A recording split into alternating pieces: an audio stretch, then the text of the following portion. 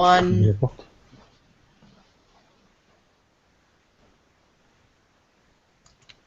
J'y vais? Oui. Bonjour. Bonjour, je m'appelle Marc-Alain Ouaknine. Je suis rabbin, philosophe, et mon activité principale aujourd'hui est de réfléchir sur la pédagogie du Talmud, du Midrash, et j'ai entrepris récemment une nouvelle traduction commentée de la Bible dans le cadre d'un projet qui s'appelle Targum et qui est constitué d'un groupe, Françoise-Anne Ménager et Emmanuel Dian. Je vais vous parler aujourd'hui de la créativité, c'est le thème principal de notre journée. Je suis très heureux d'y participer et j'aimerais vraiment dire toute mon admiration, toute ma gratitude pour le travail intellectuel et spirituel du Rav Steinsaltz qui, je pense véritablement, c'est comme cela que je le considère aujourd'hui, est pour moi le Rashi du XXe et XXIe siècle. Il faut savoir que des gens comme moi, mais de toute ma génération, n'auraient pas pu aborder les textes du Talmud avec autant de profondeur et de facilité si nous n'avions pas eu la chance d'avoir le travail du Rav Steinsaltz. Alors, je vais vous proposer aujourd'hui une leçon de Midrash. La question essentielle que je vais poser est comment le Midrash se construit, comment les maîtres du Midrash qui ont écrit le Midrash ont réussi à faire fleurir toutes ces significations. Alors d'abord un mot pour ceux qui n'ont jamais entendu parler du Midrash. Le Midrash, c'est à la fois très simple et c'est très compliqué. D'abord le mot, Midrash. Le verbe darash, darosh, veut dire commenter, veut dire interpréter, veut dire chercher, veut dire faire une enquête, veut dire solliciter. C'est-à-dire que quand nous nous trouvons devant un texte de la Torah, nous nous posons des questions, nous faisons une enquête, et cette enquête, comme je dirais, un enquêteur policier qui cherche à résoudre une énigme, voit dans le texte des traces, des signes qui l'intriguent. Et à ce moment-là, il pose la question, qu'est-ce que ça signifie? L'ensemble de toutes ces enquêtes s'appelle le Midrash. Cela a été rassemblé dans un ensemble, dans une bibliothèque, avec différents livres qu'on appelle les Midrashim. Il y a des Midrashim qui s'occupent de la halacha, c'est-à-dire qui essayent par leur enquête d'établir le sens plus précis de la loi. On appelle ces Midrashim les Midrashé halacha, les Midrash de la halacha. Mais il y a d'autres Midrashim qui se préoccupent beaucoup plus des récits, de la narration, si on peut fermer la porte, de la narration du texte biblique, c'est-à-dire que quand dans le texte biblique, on ne parle pas de loi, mais on raconte des histoires, on est dans un domaine qu'on appelle la Haggadah, c'est-à-dire la dimension narrative. À ce moment-là, les enquêtes qui sont faites s'appellent le Midrash Haggadah. Le Midrash Haggadah le plus connu est réuni dans un ensemble de livres, dans une bibliothèque qu'on appelle le Midrash Rabbah. Mais il y a d'autres livres, comme le Midrash Tanchuma, comme le Pirkei de Rabbi Eliezer, que nous allons étudier aujourd'hui. Alors, pour dire l'importance du Midrash, de ce verbe qui veut dire rechercher, qui veut dire faire cette enquête, il faut savoir que lorsque l'on prend la Torah, les 5 livres de Moïse, et qu'on cherche à en connaître le cœur, c'est-à-dire véritablement, ne serait-ce que physiquement, quels sont les mots qui sont au centre de la Torah. Comme la Torah a un nombre paire de mots, le centre de la Torah sera nécessairement deux mots. Et à notre grande surprise, notre grand étonnement et en même temps notre immense jubilation, les deux mots qui sont au centre, c'est le verbe darosh, darash. C'est-à-dire qu'il a recherché, il a enquêté, il s'agit de Moïse qui recherche quelque chose, mais c'est extraordinaire de voir que le cœur de la Torah, c'est véritablement ce verbe qui veut dire enquêter, rechercher, interpréter. Et les maîtres du Talmud et les maîtres du Midrash disent que non seulement l'homme recherche, enquête, mais en même temps, le texte lui-même, par ces signes qu'il envoie, est dans une sorte de complicité avec le lecteur et lui dit d'archéni, c'est-à-dire interprète-moi. Donc on sait maintenant ce qu'est le Midrash, c'est-à-dire au niveau de sa méthode, si on peut dire, de sa forme, on sait ce que cela signifie. Ce qui va m'intéresser aujourd'hui, c'est de faire en sorte que toute personne qui aura entendu l'étude d'aujourd'hui puisse à son tour se mettre à faire du Midrash. Mais pour cela, il faut des outils que je vais essayer de fournir dans cette leçon. Je parlerai dans un premier temps de ce que j'appelle la théorie des trois confiances. Les trois confiances. En hébreu, confiance s'appelle emuna, c'est-à-dire avoir la foi dans quelque chose. Je tiens cette théorie des trois confiances dans cette formulation à partir d'un texte d'un des plus grands maîtres pour moi de l'herméneutique, de l'interprétation contemporaine, qui s'appelle George Steiner. Et dans son livre, qui s'appelle Après Babel, dans un chapitre sur l'herméneutique, sur l'interprétation, il dit quelque chose qui a attiré mon attention et que je vous transmets, c'est que pour pouvoir commencer à interpréter, pour pouvoir commencer à faire une enquête, pour pouvoir commencer à faire du Midrash, il faut une première confiance. Avoir confiance dans le texte. Avoir confiance que le texte a quelque chose à nous dire d'important et d'intelligent. Je crois en l'intelligence du texte. Mais si le texte peut nous dire quelque chose, je peux le voir immédiatement. Avoir confiance dans le texte, c'est avoir confiance que le texte peut toujours nous dire plus que ce qu'il veut dire. Il y a un pouvoir dire du texte au-delà de son vouloir dire, ce que Lévinas a appelé la transcendance du sens. Et lorsque nous ouvrons un livre de la Torah ou n'importe quel autre livre et que nous commençons à interpréter, c'est que nous avons confiance que ce texte est intelligent. C'est la première confiance.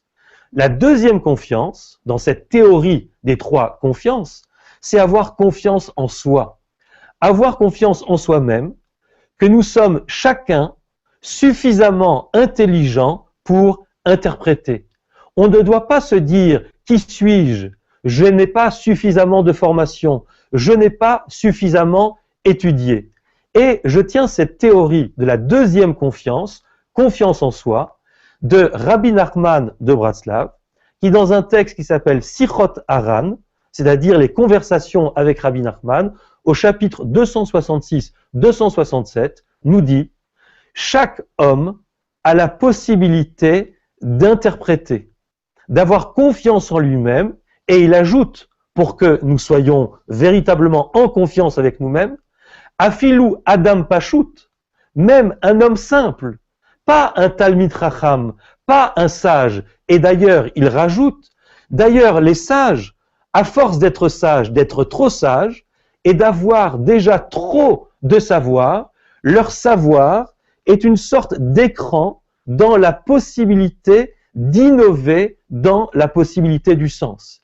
Il s'agit donc de faire une sorte de tzimtzum, c'est-à-dire de contraction, de retrait de nous-mêmes et de notre savoir, pour arriver à être comme des hommes simples.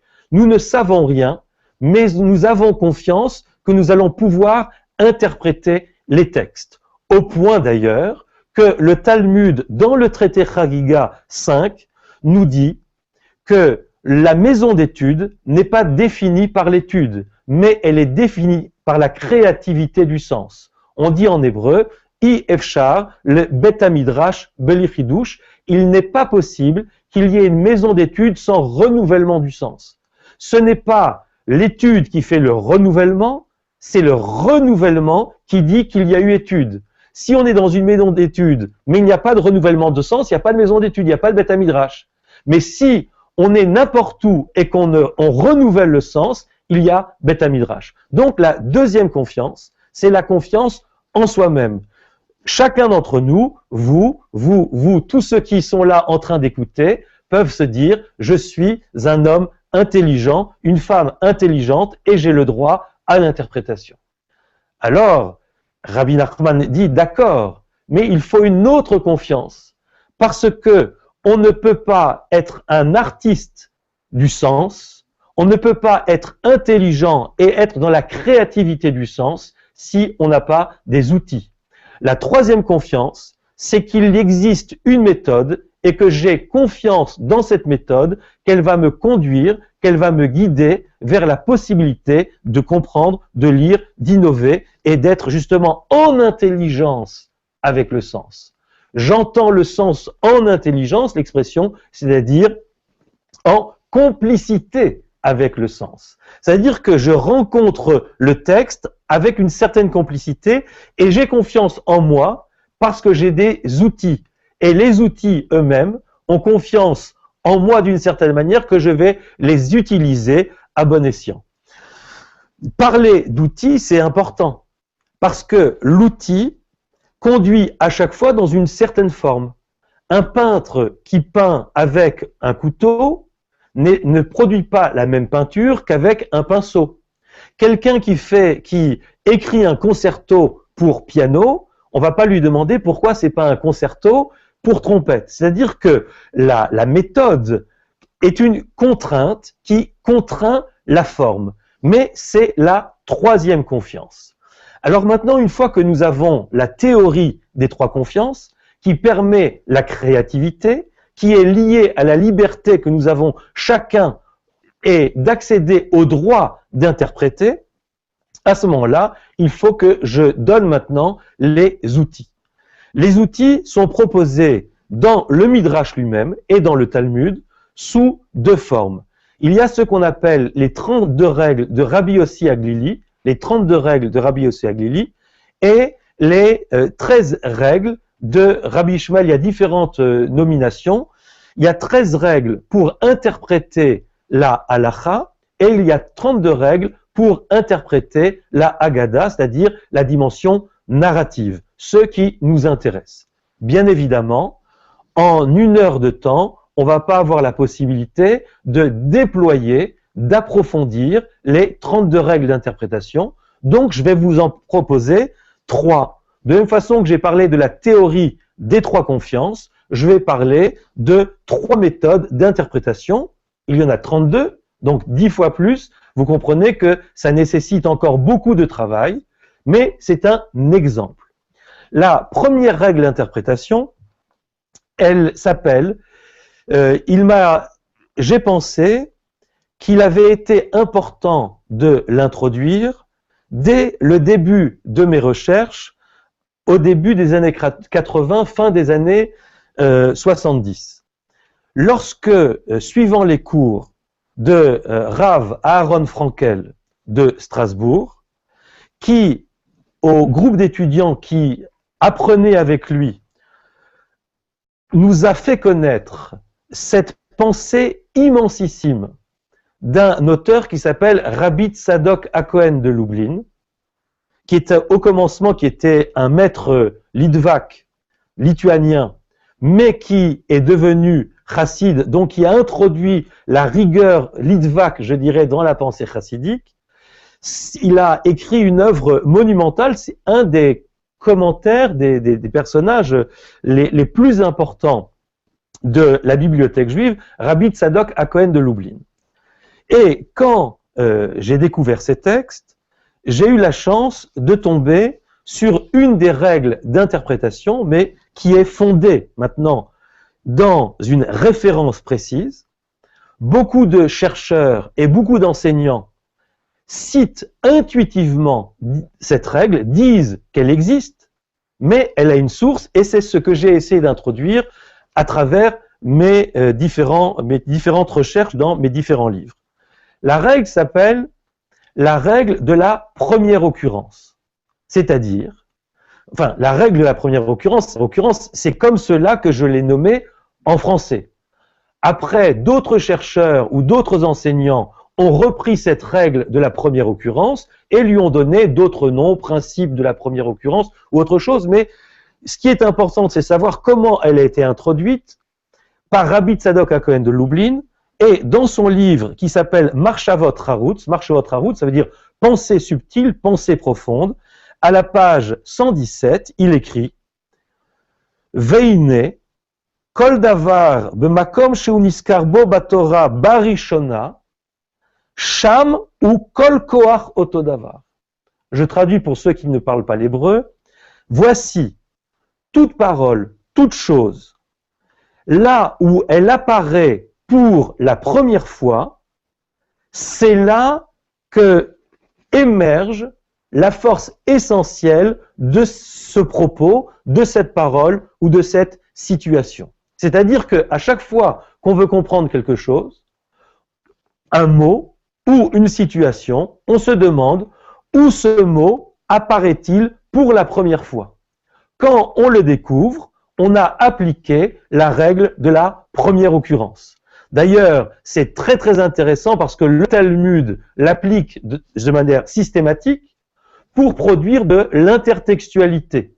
C'est-à-dire qu'à chaque fois qu'on a un mot dans la Torah, on se dit, mais avec quel autre passage ce passage résonne? Mais on pourrait dire, mais les résonances sont multiples. Alors la règle, c'est d'abord d'aller chercher là où l'idée ou le mot apparaît pour la première fois. Vous allez me dire, c'est éminemment compliqué, parce qu'on ne connaît pas la Torah par cœur, et on ne sait pas où le mot apparaît pour la première fois. Alors c'est très simple, il y a des outils, et étudier, c'est avoir les outils, et un des outils, le premier que je dois avoir ici, c'est une concordance. La concordance, c'est-à-dire une sorte de dictionnaire qui nous donne toutes les références en fonction des mots. C'est-à-dire que je choisis un mot, n'importe lequel, et je saurai toutes les occurrences, c'est-à-dire dans tous les versets dans lesquels ce mot, ce verbe, cette lettre apparaît. À ce moment-là, et comme c'est organisé selon l'ordre des versets, je découvre la règle de la première occurrence. Voilà quelque chose d'absolument essentiel, et je peux le dire pour le pratiquer depuis plus de 30 ans, que c'est une méthode éminemment féconde.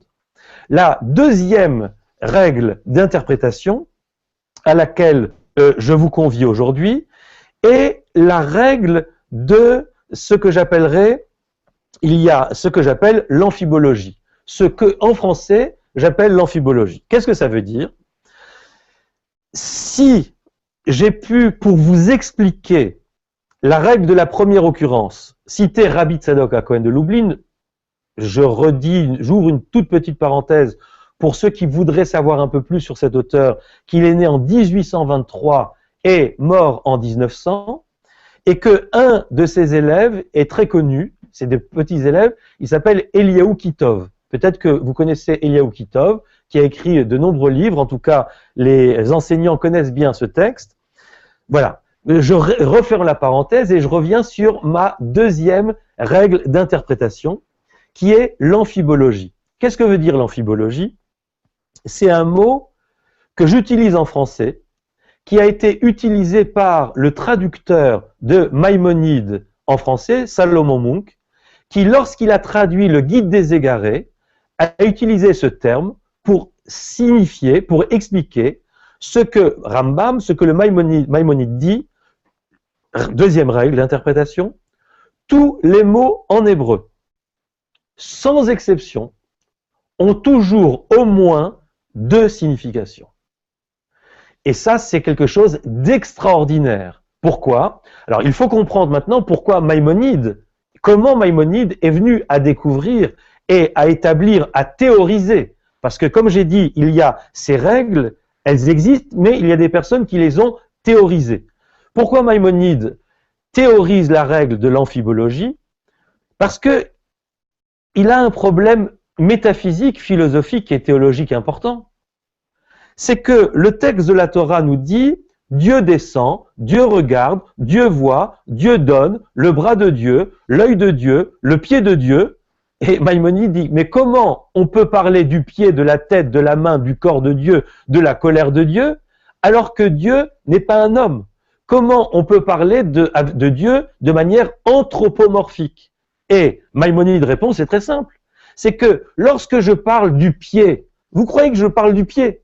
Mais comme en hébreu, tout mot a deux sens, ça veut dire le pied, mais ça veut dire autre chose qui n'est pas du tout concret, qui n'a aucun rapport avec le corps et qui peut très bien s'appliquer à Dieu. C'est-à-dire que seule l'amphibologie, c'est-à-dire le fait que tout mot sans exception a au moins deux sens, permet de sortir du piège de l'anthropomorphisme, de donner une forme humaine à Dieu.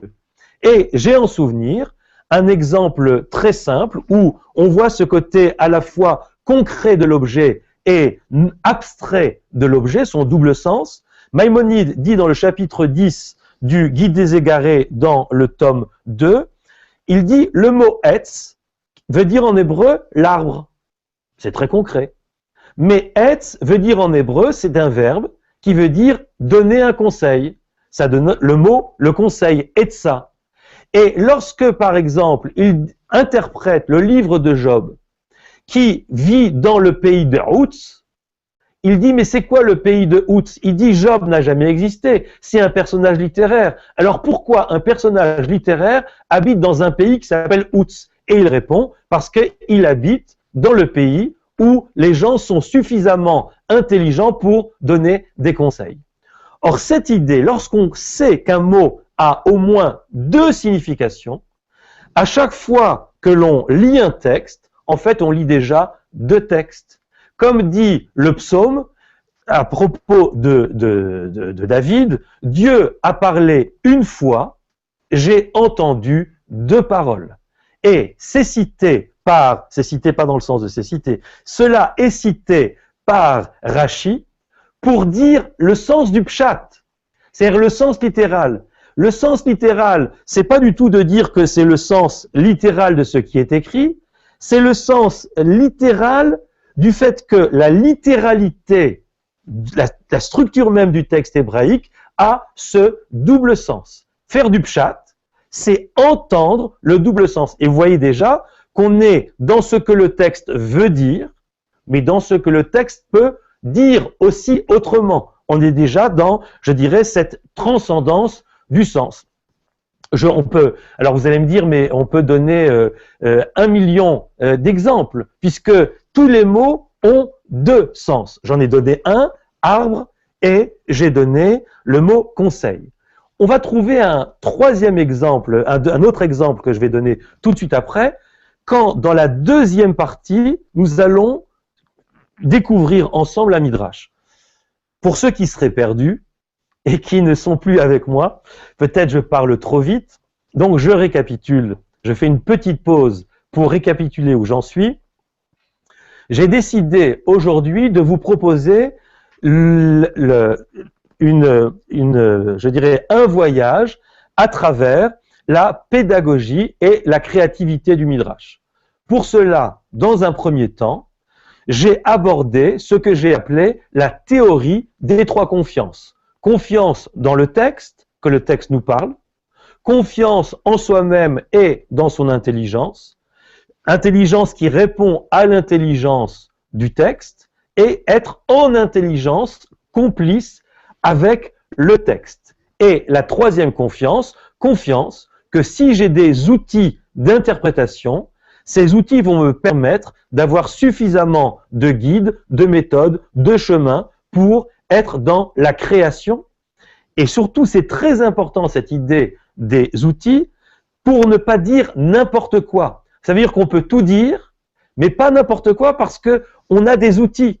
Si par exemple un peintre qui n'a pas de pinceau, qui n'a pas de couleur, qui n'a pas de toile, dit « je suis un peintre », qu'est-ce que vous dites? Vous dites « cet homme délire ». Comment il peut être peintre puisqu'il n'a pas les outils pour peindre? Si quelqu'un dit « je suis un interprète », mais il n'a ni le texte, ni les outils, ni ce qui permet d'interpréter, vous dites que c'est un charlatan, quelqu'un qui croit interpréter, mais qu'il ne peut pas interpréter. Donc, la troisième confiance, c'est confiance dans la méthode. Une fois que nous avons confiance en nous, dans le texte et dans la méthode, je vous ai proposé 3 outils d'interprétation aujourd'hui. Première règle, la règle de la première occurrence, que j'ai référée à Rabbi Tzadok HaKohen de Lublin. Deuxième règle, la règle de l'amphibologie, du double sens, que j'ai référée à Maïmonide dans le Guide des égarés. Et troisième règle d'interprétation, j'y viens, elle est donnée par à la fois le Talmud, dans le traité Yoma, elle est donnée par le Sefer Yetzira, le livre de la création, et par l'ensemble des kabbalistes, et là je me réfère en particulier à Rabbi Yosef Jikatilia, Rabbi Yosef de Castille, qui, dans son livre qui s'appelle Ginat Egoz, nous donne cette règle d'interprétation, et elle va être aussi beaucoup utilisée dans la pensée chassidique, et je pense à Rabbi Nachman de Bratslav aussi, qui l'utilise. Quelle est cette règle? C'est le tserouf. Le tserouf veut dire la combinatoire, veut dire la dimension anagrammatique du langage. Pour le dire de manière plus simple, c'est que chaque mot en hébreu appartient en général, c'est-à-dire à 99%, à une racine trilitère, une racine de 3 lettres. L'hébreu est une langue fondée sur des racines de 3 lettres. Vous savez que l'hébreu, ce sont des consonnes, il n'y a pas de voyelles, mais le génie de l'hébreu, c'est que ces 3 lettres de la racine sont plastiques. C'est-à-dire qu'il y a une plasticité de la forme et que les lettres peuvent se mettre en mouvement. Si je prends n'importe quelle racine, prenons par exemple le mot boker, qui veut dire le matin. La racine, c'est bet, kouf, resh.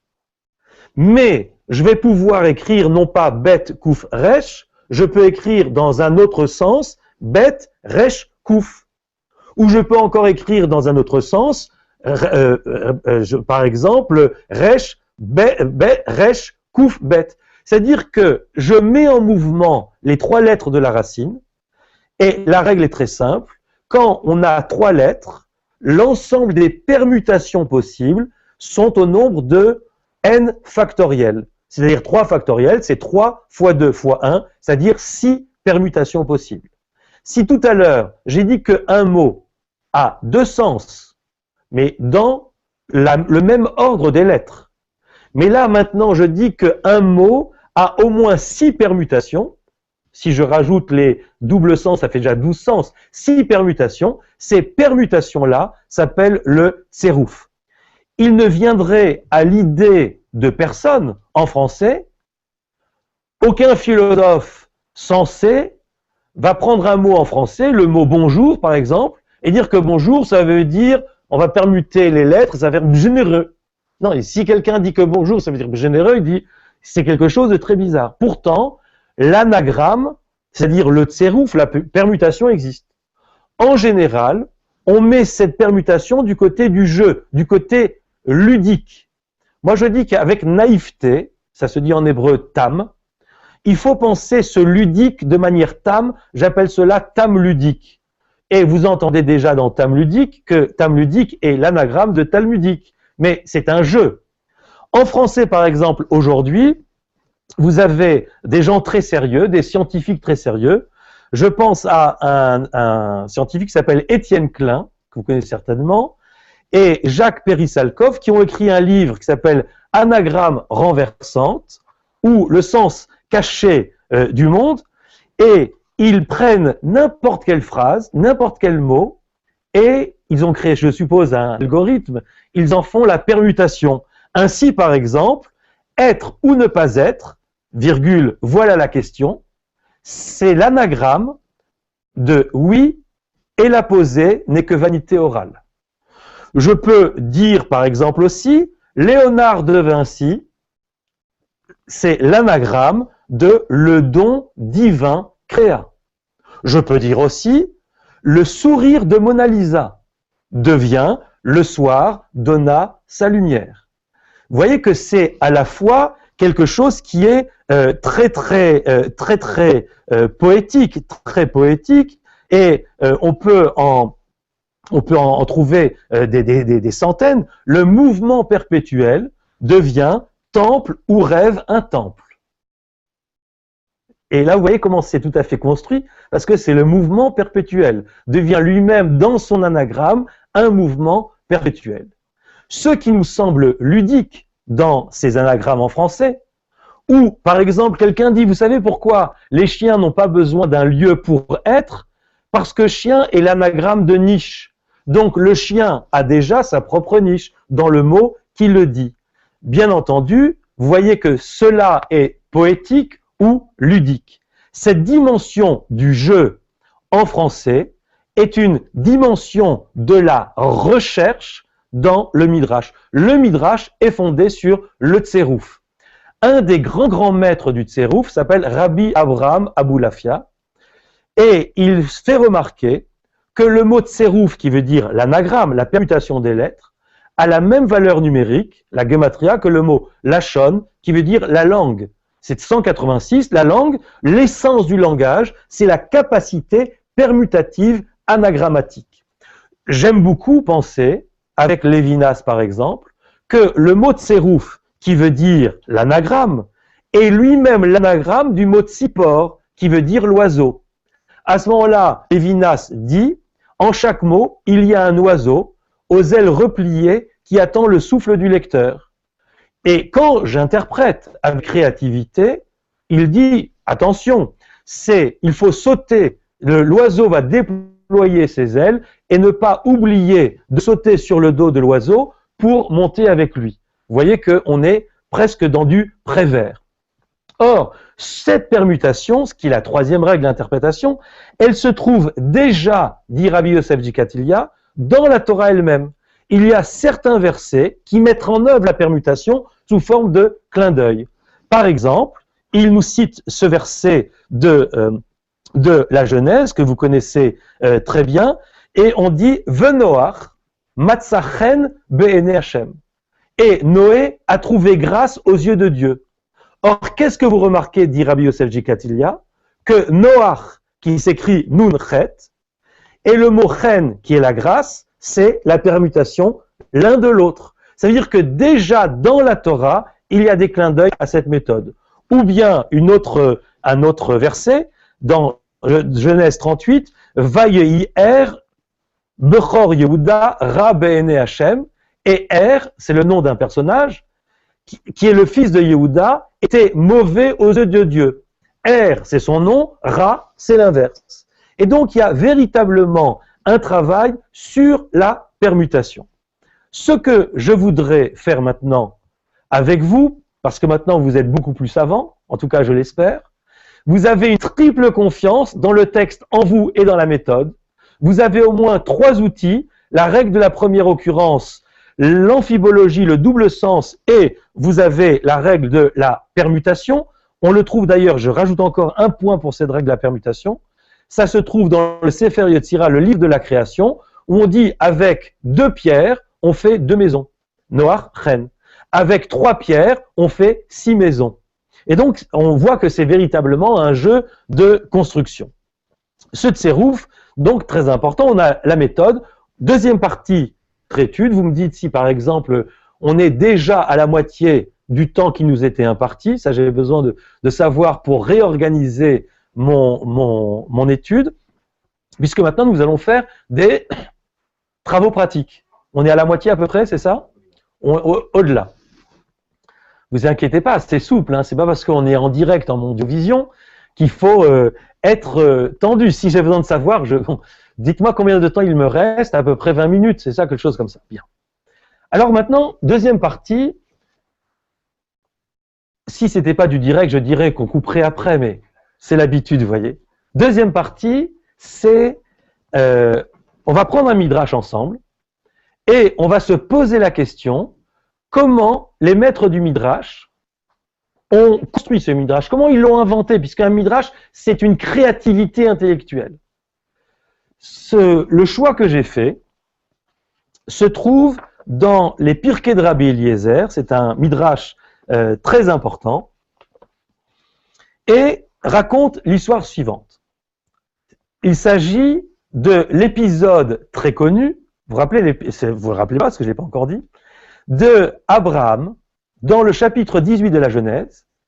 Il vient d'être circoncis au chapitre précédent, et là, au début du chapitre 18, je lis, il est Vayera elav Hashem be'elone Mamre, Dieu, Abraham, apparaît dans les plaines de Mamré, et Avram veut où Yoshev Petach Aoel, et lui se trouve à la porte de sa tente, à la chaleur du jour. Vaïssa et Nav, il lève les yeux, et voici, 3 hommes se trouvent à côté de lui, debout, au-dessus de lui. Bien. Vous connaissez l'histoire, c'est très important, mais on va le lire ensemble, puisque ce qui est important, c'est le texte. Pourquoi le texte est important? Vous allez me le dire. Parce que on a vu, première chose, j'ai confiance dans le texte. Mais le texte, c'est comme la toile du peintre. Si je ne déploie pas le texte, c'est comme si je n'avais pas de toile. Donc, avant de courir vers de nouvelles interprétations, il faut, comme dirait Nietzsche, lento, lire très tranquillement, au point même de ruminer le texte. Parce que quand je parle de créativité midrashique, c'est pas parce qu'un jour j'ai donné cette interprétation qu'elle est définitive. La créativité midrashique, c'est aussi le dynamisme de signification. C'est-à-dire que le même mot et la même histoire, lorsque je la relirai demain ou dans 1 an ou dans 10 ans, j'ai justement confiance en moi, deuxième confiance, de pouvoir trouver encore de nouvelles significations. Donc, très lentement, lire le texte.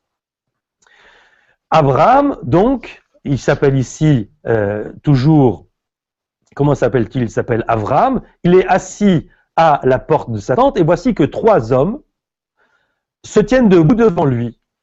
Il les voit alors qu'il est très malade. Il est au 3e jour de la circoncision, ça veut dire que c'est quand même, il est très affaibli.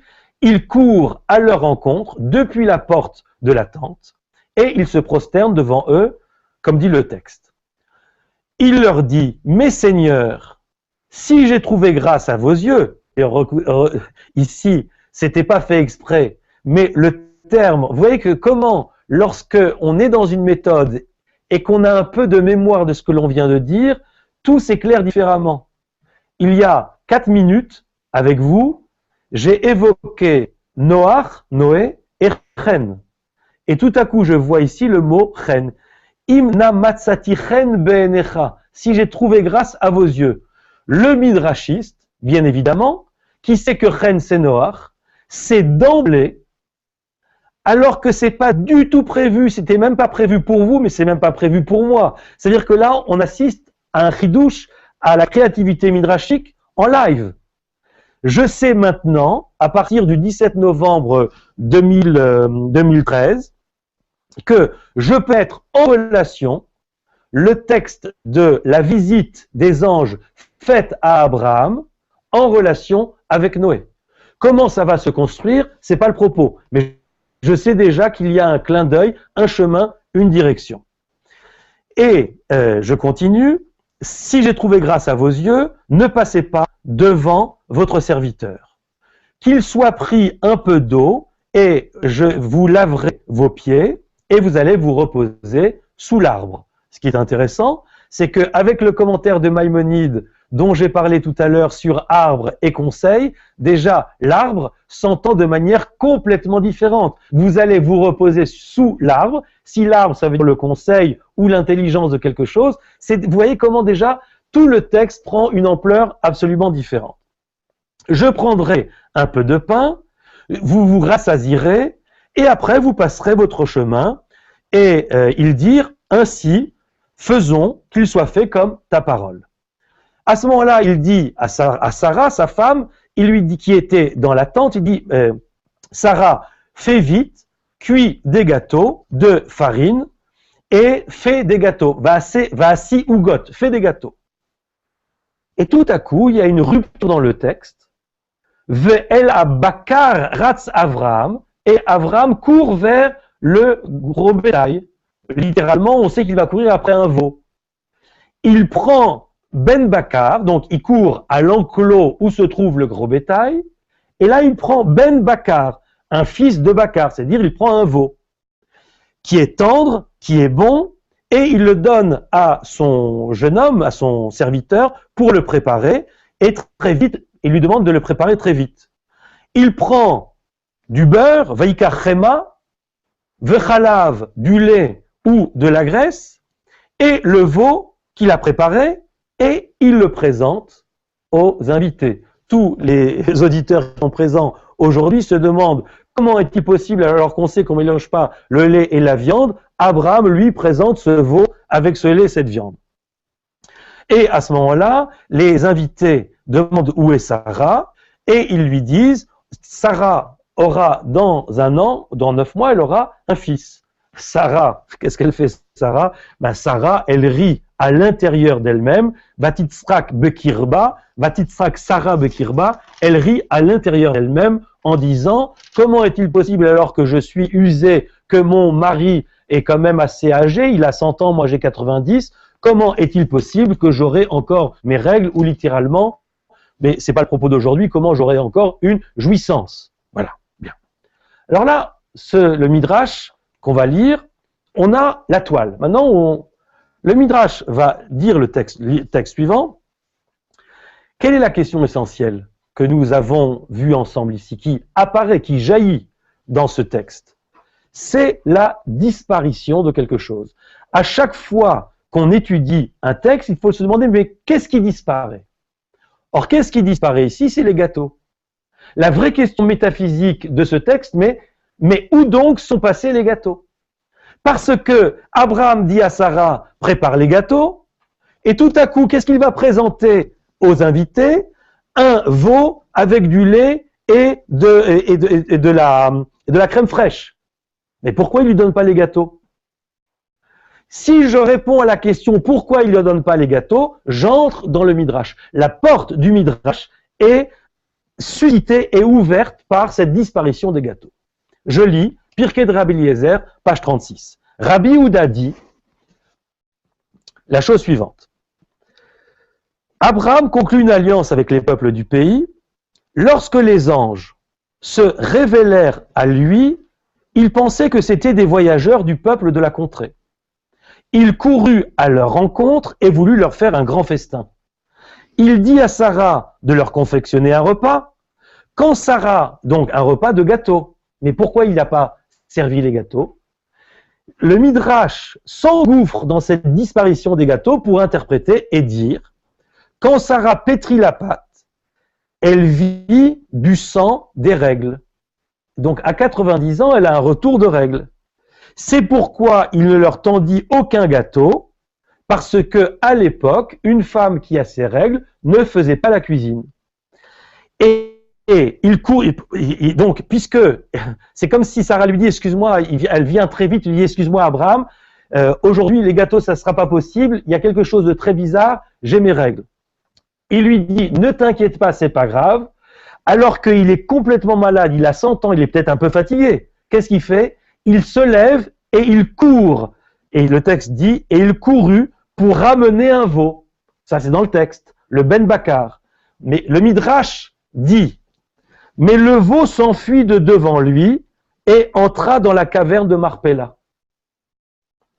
Il s'y introduisit à sa suite et trouva Adam et Ève couchés sur leur lit qui dormait.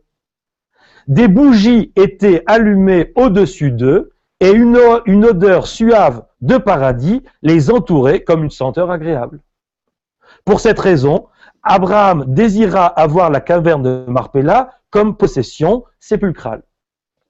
Et voilà que nous avons ce Midrash. Je vais vous montrer, vous allez voir que c'est absolument génial, comment les maîtres du Midrash ont inventé ce Midrash à partir des 3 règles d'interprétation que je vous ai proposées aujourd'hui. C'est très simple. Quel est le sujet principal? Il faut toujours se poser la question quand on lit un texte, quel est le sujet principal? C'est la visite qui est faite par les anges ou les personnages ici à Abraham, qui est malade, qui est au 3e jour. Comment je vais traduire, alors que c'est pas dans le texte, comment je traduis ce concept de visite au malade ou de visite tout court? Comment je l'interprète? Comment je le dis en hébreu? Ça se dit Bikur Cholim. Ça se dit Bikur Cholim. Donc, le terme générique de ce passage, c'est Bikur, rendre visite. À ce moment-là, je m'arrête et je pose la question, quelle est la racine de ce verbe rendre visite? L'évaker, la racine, c'est bet, kouf, resh. Bet, kouf, resh. Mais à ce moment-là, je me dis, utilisons les règles d'interprétation. Quelle est la première règle d'interprétation? C'est la règle de la première occurrence, où apparaît dans le texte biblique la racine bet, kouf, resh, qui fait sens dans le texte.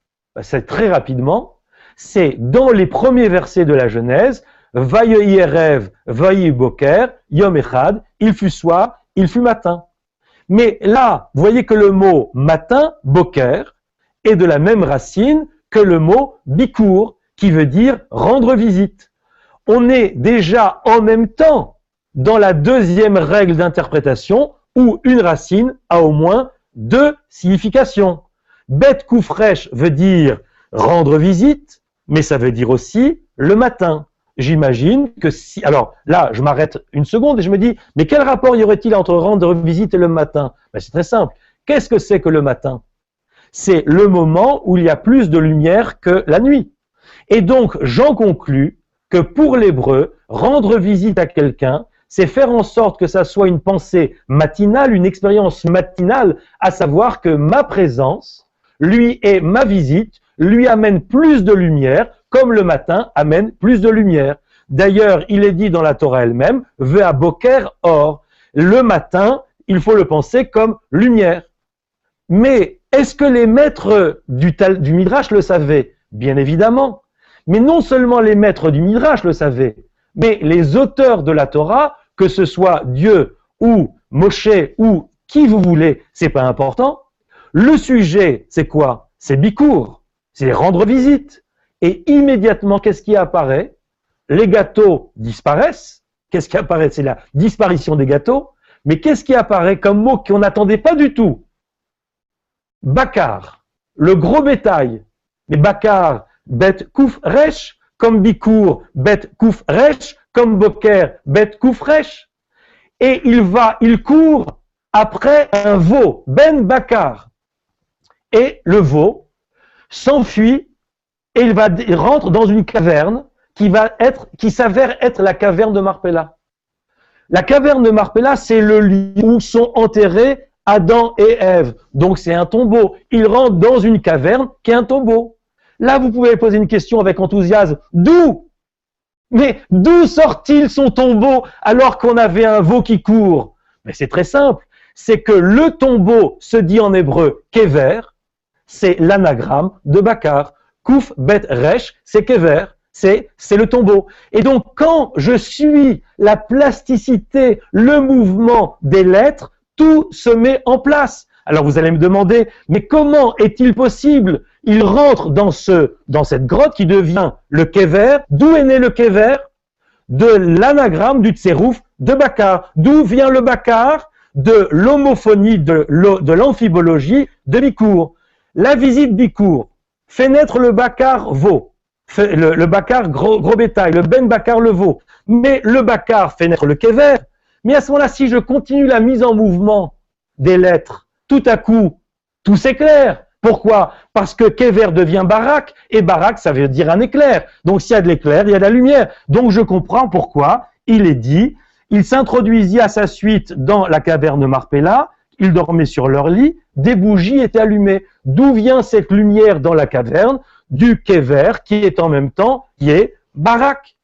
Mais à ce moment-là, vous me direz, mais d'où vient l'odeur du paradis? Et j'ai intitulé cette leçon, rappelez-vous, la créativité du Midrash ou odeur du paradis. Je faisais allusion à ce texte. D'où vient l'odeur du paradis? C'est très simple. C'est que quand je continue le jeu du tsérouf de la permutation, le mot barak devient rakav. Et rakav veut dire pourri, quelque chose qui est pourri. Quelque chose qui est pourri, dit le Midrash et le commentateur du Midrash ici, c'est quelque chose qui ne sent pas très bon. Mais le Midrash fonctionne par antonymie. C'est-à-dire que la permutation donne à penser mauvaise odeur, qui nous donne à penser aussi, par antonyme, par pensée opposée, à bonne odeur. Donc, on découvre ici la dimension de l'odeur. Elle vient, cette odeur paradisiaque, elle vient de ce jeu aussi de rakav. Mais à ce moment-là, je continue ma permutation, parce que vous avez vu, je ne les ai pas toutes faites. Il y a boker, j'arrive ici à ravak. C'est un mot qui est beaucoup moins connu, resh, bet, kouf. Et en général, pour travailler, comme je suis en train de vous le proposer, il y a toujours deux livres au moins à avoir. C'est fini? Non, moi je veux la question. D'accord. Mais alors comment, moi je continue, mais eux ils vous suivent toujours? D'accord. Comment, pour étudier, comment on fait pour étudier? Ben, c'est très simple, il faut avoir au moins 2 livres. Il faut avoir la concordance, je l'ai évoqué tout à l'heure, mais il faut avoir tout simplement le dictionnaire. Le dictionnaire, hébreu-français par exemple, j'ai utilisé ici le Larousse à la page 660 et je vois que le mot ravak veut dire, c'est le verbe, s'engraisser, se gorger, engraisser, gaver. Ça donne aussi par exemple l'attelage, avec par exemple Rivka, c'est la même racine, c'est l'attelage, c'est-à-dire qu'il y a un couple. Mais si ravak veut dire engraisser, quelle est la racine d'engraisser? C'est graisse. Et graisse, ça veut dire quelque chose qui a là où il y a de la graisse. C'est quoi la graisse? Le beurre, c'est de la graisse. Comment on appelle ça en hébreu? Chalav, chelev, ça se dit, c'est la graisse. Donc, quand on dit « et il leur donna le veau préparé avec de la graisse, avec du lait », le lait, c'est chalav. Mais c'est aussi chalev, qui veut dire la graisse. Chema, c'est du beurre.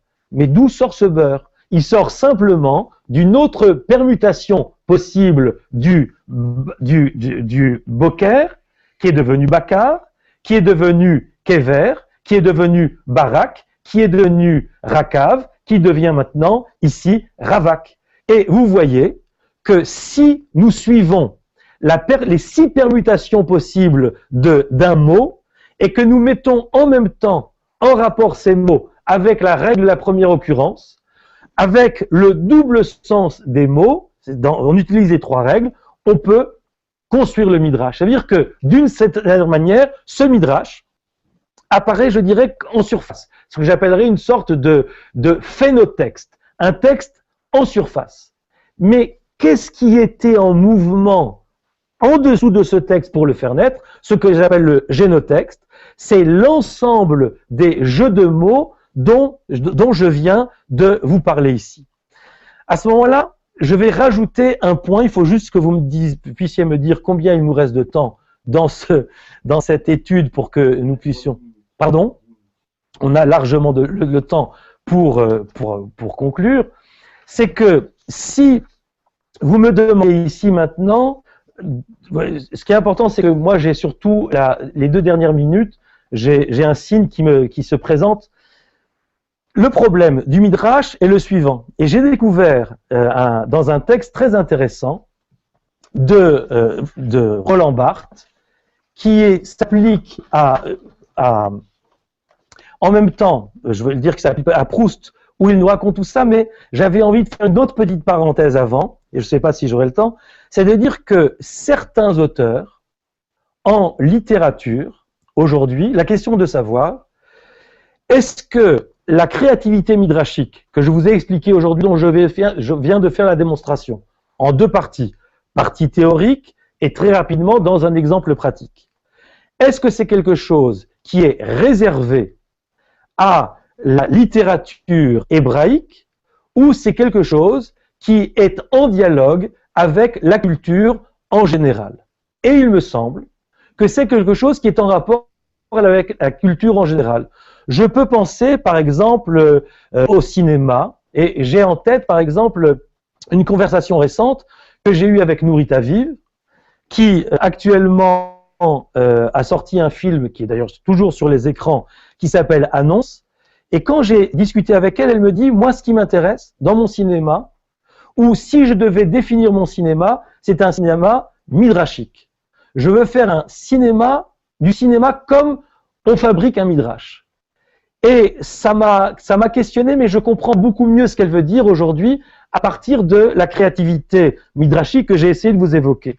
Quand je pense à des auteurs, par exemple en littérature, comme Paul Auster par exemple, mais même on peut penser à Cervantes avec Don Quichotte, on peut penser à Rabelais, on peut penser à Kundera, dans tout ce qu'il dit sur le roman moderne, c'est pour moi quelque chose qui résonne en écho avec cette créativité midrashique. Je pense aussi par exemple à un auteur israélien que vous connaissez certainement, qui s'appelle Michal Govrin, et son dernier livre qui s'appelle L'amour sur le rivage, par exemple, me semble un exemple, et pas seulement, l'ensemble de son œuvre me semble être en dialogue avec cette créativité midrashique. Je pense aussi, par exemple, en littérature, à quelqu'un qui a voulu assumer ce midrash. Il a dit, moi, ce que je fais, c'est du midrash. Et on peut être très surpris. Avant d'y arriver, je peux citer en peinture, puisque j'ai beaucoup parlé de peinture, je peux citer l'œuvre de Gérard Garouste, par exemple, que je pense être en dialogue, et je sais que c'est en dialogue éminemment avec la créativité midrashique. Mais je pensais à un auteur, et ça va vous surprendre, très important, qui s'appelle Franz Kafka. Or, Kafka écrit dans son journal du 16 janvier 1922, en parlant de sa propre littérature, il dit « Toute cette littérature est assaut contre les frontières, et si le sionisme n'était pas intervenu, elle aurait pu aisément aboutir à une nouvelle doctrine secrète, à une nouvelle Kabbalah. » En allemand, il dit à une Kabbalah. Et il dit « Il lui reste des dispositions pour cela. » Quand j'enseigne ce texte en hébreu, à Bar-Ilan, où je suis professeur de littérature comparée, où j'étais, quand j'enseigne ce texte, en hébreu, le texte, quand il dit Kabbalah, Veyesh simanim ladavar, il y a des signes pour cela. Et beaucoup, dans un autre texte, Kafka cite le Midrash, le Talmud et le Midrash, et je me suis dit, mais est-ce qu'il y a chez Kafka simplement une idée très intuitive de la Kabbale ou du Midrash, ou il y a quelque chose vraiment des règles d'interprétation du Midrash? Je vais vous lire un texte qui met en scène la règle du tsérouf, mais de manière littéraire. Ça veut dire cette pensée anagrammatique. Il écrit « 3 maisons se heurtaient et formaient une petite cour. Cette cour contenait encore 2 ateliers installés dans des remises et un grand tas de petites caisses dressées dans un coin. Une nuit de tempête extrêmement violente, le vent chassait brutalement les trompes d'eau dans la cour par-dessus la plus basse des maisons, un étudiant qui veillait encore dans une mansarde, penché sur ses livres, entendit distinctement un son plaintif venant de la cour. Il tressaillit et écouta. Mais tout restait silencieux. Indéfiniment silencieux. C'est sans doute une erreur, ce de l'étudiant. Et il se remit à lire. Pas d'erreur, dirent les lettres au bout d'un instant en composant littéralement la phrase dans le livre. Erreur, répéta-t-il, et les guidant de l'index, il vint en aide aux lignes qui commençaient à s'agiter. C'est pas beau ça? Voilà quelque chose qui me semble extrêmement intéressant, c'est de voir que ce qui nous a semblé au début seulement peut-être un jeu de langage, si on le prend au sérieux, la langue doit être prise au sérieux. Le mot doit être pris au sérieux. Peut-être que l'humanité ne peut être sauvée que par le langage. Peut-être l'humanité ne peut être sauvée que par la littérature. Je vous donne un exemple. vous vous rappelez, j'ai dit tout à l'heure, mais peut-être quel est le rapport entre le texte d'Abraham et le texte de Noé? Le texte d'Abraham nous a renvoyé à Noé. Or, Noé est une période de violence. Et pour être sauvé, Dieu lui dit, construis-toi une arche. Mais en hébreu, le mot qui dit arche, ça se dit teva.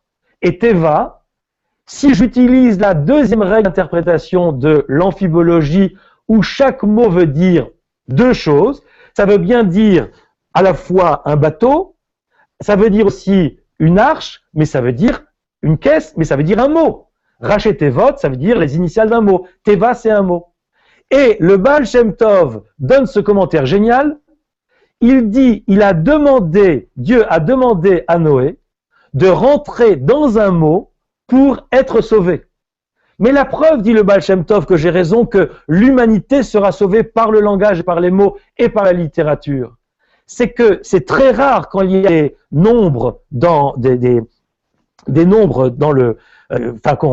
l'arche, il y a des mesures de l'arche. 300 coudées de longueur, 50 de largeur, et 50 de hauteur et 30 de largeur.